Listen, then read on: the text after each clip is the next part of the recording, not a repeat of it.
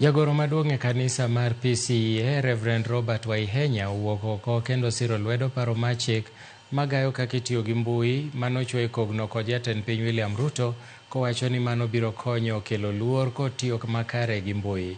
Omedo ni chikno ahinya e pend chik kare 27 oketo chik mager mageto jogo mafuong'o kendo keyo weche mag miriambo mahinyo oganda matiyo kod mbui kaachiel kod fwai mar siling milion 20 kata twech jela higni 10. Okwayo jo Kenya mondo osom chikego makare.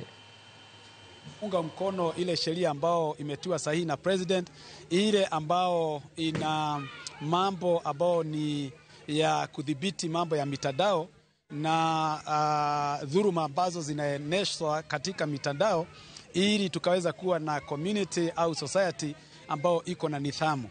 Tunasema ya kwamba ukisoma article 27 ya hiyo sheria utaona mapendekezo ambao imependekeza ya kwamba mtu akishikwa na hayo mambo ya uvumi na mambo maofu ambayo yanafanyika kwenye mitandao ataweza kufungwa miaka 10 au apigwe faini ya milioni 20.